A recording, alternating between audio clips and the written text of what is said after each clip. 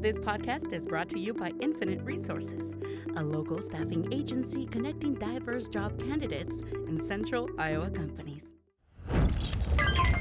Amplified.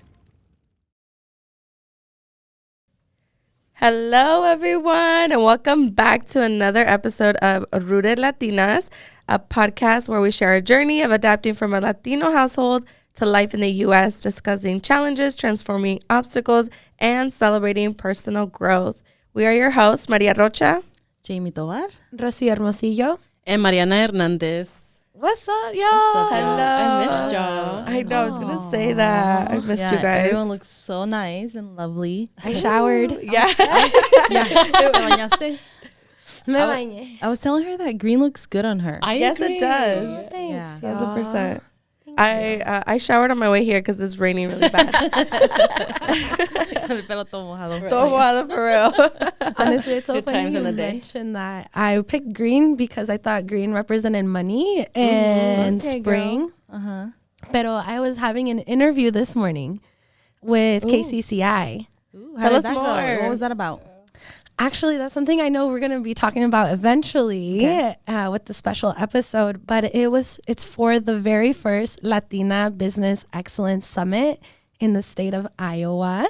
Huge. Where we're going to have, there's going to be over 200 Latinas under one roof to talk about and share all the knowledge about entrepreneurship, mentorship, access. And it's just really the beginning of what's to come. So super excited to talk about it with some of y'all. I know there's also a magazine involved with it, and I'm going to be seeing some of your guys' beautiful faces in it. I'm excited. Yes. You know what that sounds Jamie. like? You know what that sounds like? Like, sounds like a whole party. I know. Right. Celebrate Getting Latinas womanism. together, entrepreneur Latinas under the same roof. Yes. That's huge. But I was thinking about it. I'm like, well, look at us también, you know, and when I think about entrepreneurship, it's a lot of leadership stuff comes up. And I thought, you know what, that might be a real cool thing to explore as we start to see more and more Latinas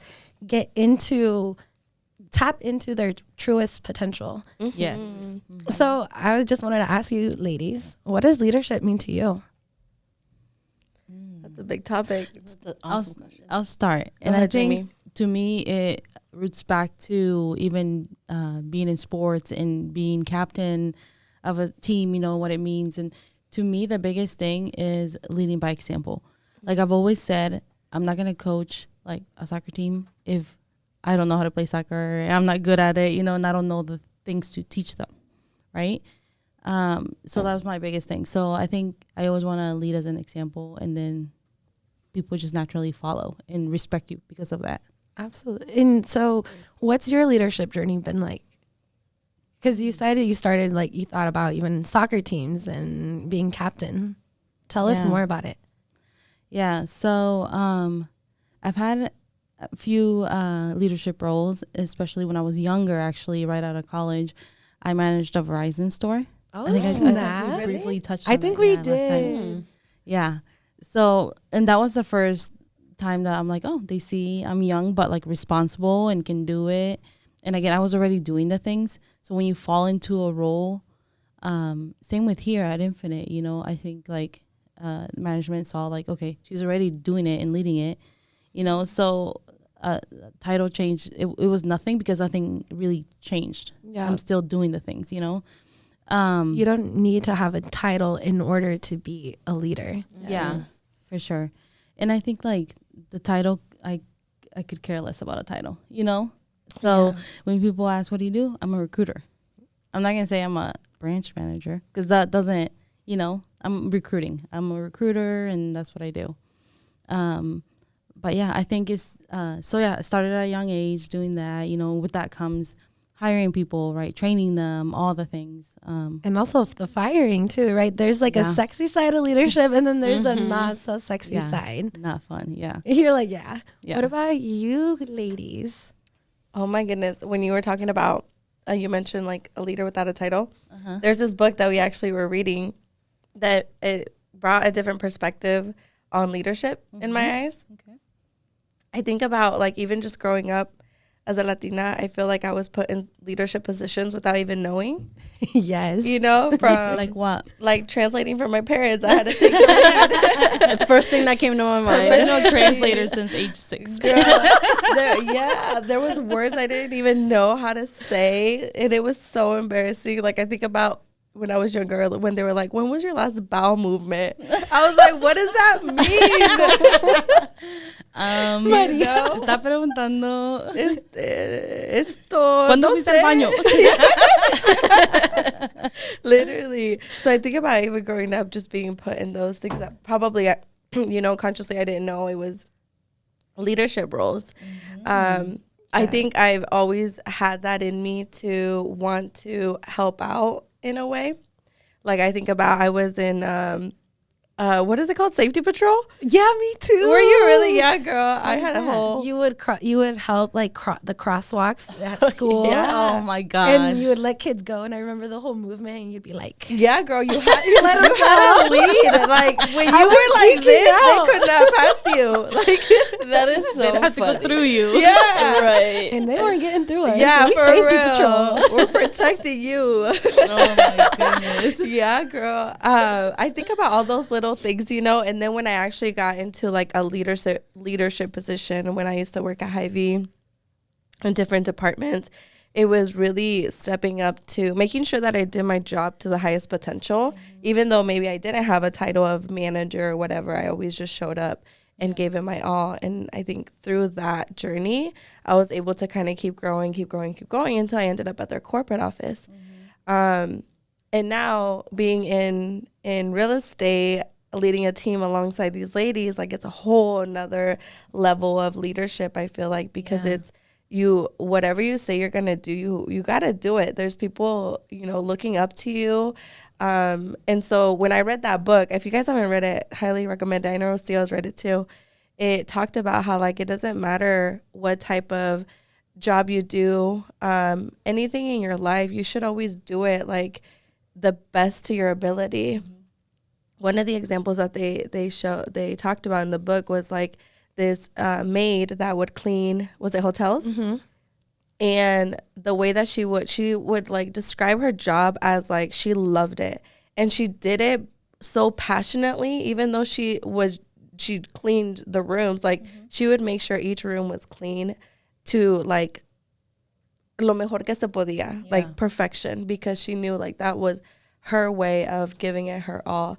So I think about like that perspective in me. I'm like, yeah, what are you doing in your life that's like maybe you're not giving it your all, but I think that's leadership too, because people see it, Yeah, that's true. The word leadership is so big. We're touching on all the things. I think people can toss that word so easily. And in today's environment, I remember at least growing up, they would talk about managers and leaders and like the differences. And I didn't know the main differences until you start seeing the different types of leaderships you get exposed to. And I'm like, I was being managed. Now I'm like, now that is leadership. And I think it's an evolution of your life as you continue to learn and grow and expose yourself to more people. Yeah, I agree. I feel like leadership it's something that you continue to always grow. And how are you leading in all aspects of your life, whether that's as a friend, whether that's as a mother, or as a wife or significant other, or like business partners. Like, how are you leading and continue to lead yourself as well, to be able to inspire those around you, for them to want to do better and not kick them down when they're down. Like, how do you continue to inspire them to want more, or even challenge them when they are in their best,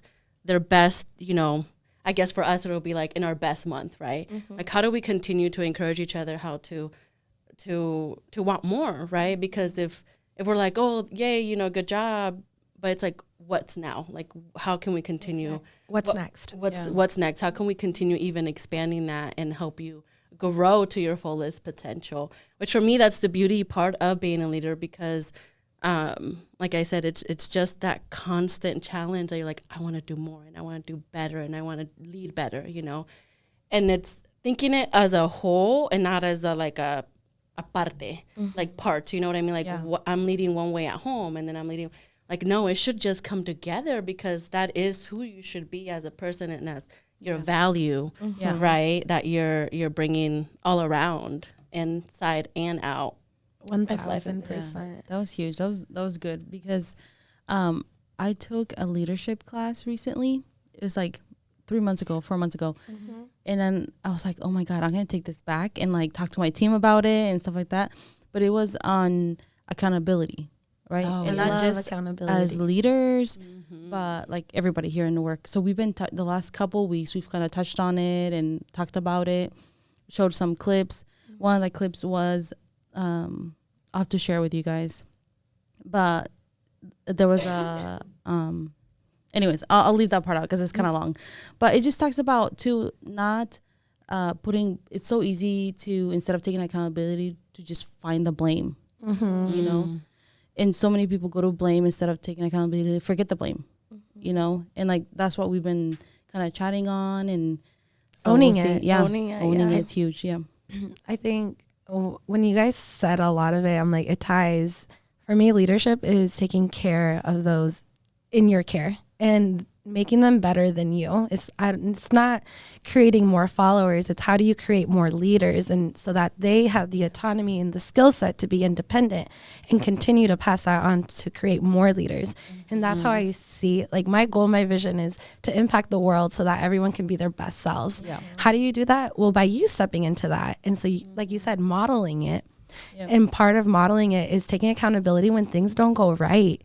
I don't know how many times I've apologized to the team being like, hey, I'm sorry. Like, I don't know, but I'm learning. And I promise that I'm always working on getting better. I always say when things go right, it's because of the team. When things go wrong, it's because of leadership. Yeah. And so as leaders, taking that accountability of, hey, this didn't work out, that means that something within our process or the way we're not communicating or whatever, that we need to tie this up a little bit more. And the more we do that, the more success we continue to have and the more growth and success our team continues to have because we're pouring back. Yeah. But I it's love modeling it. One thing that will always stand out is when I used to manage Boost Mobile. Wait, hold on. Rival. Right. Yeah, literally. Who was best? Verizon. I was like, I was prepaid, so I was prepaid. they had no commitment. Commitment issues. Right. No, but you know, the owner was Ali Pandrani, so I remember him. And when he was kind of just guiding me in how to lead the team, because I was responsible for everything, firing, having tough conversations, like keeping that quota up. Yeah. And we were a small store, right? Yeah. I did the hiring as well. And he would always instill in me like, Mariana, you always want to train, or not train, but like make people better. No, como decía? Train them how you were trained, but better. Like if you are able to get them to be better people than you, or better salesperson, like you are already doing a lot more. And I think that's what instills in me, because I do even just with the team, like I want you to be better, like do more than what I did, you know, and just make it your own, because we're our own individuals, right? Yeah. So how can you sprinkle in a little bit of your own personality and make it even better, you know? Right. I love that. I think one thing that even I went through, I feel like when I first started my journey was, you know, I feel like we're so tough on ourselves. A lot of people are so tough on yourself, and you don't see the full potential that you have.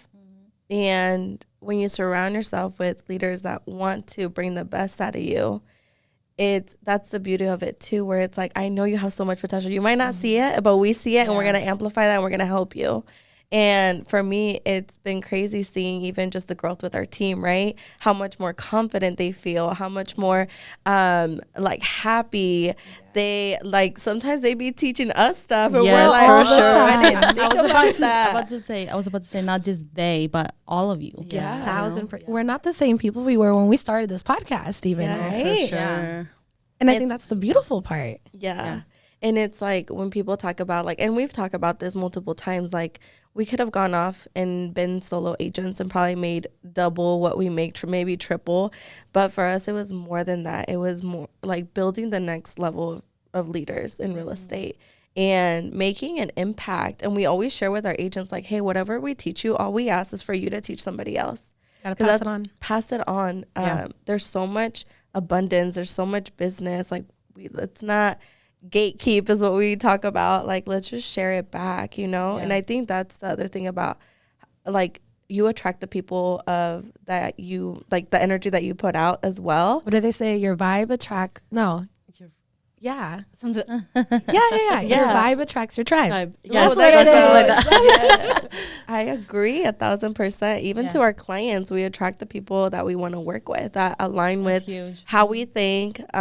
You know, it's just beautiful to kind of see that. And in a leadership position, just seeing that growth, I think it like fuels our heart. Sometimes we'll leave some interviews and we're like, that's going to be our success story. Yeah. And it's so beautiful to see them kind of evolve. And I don't know, it just fuels my heart. Yeah.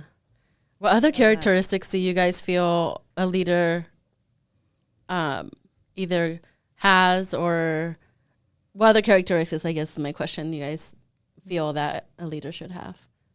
Because I think empathetic, I think about like accountability, right? Like that's probably the toughest part to take accountability is like, I messed up, or hey, you know what? Yes, this and that, right? I think that's the hardest part for sure, to be able to lead yourself and anyone.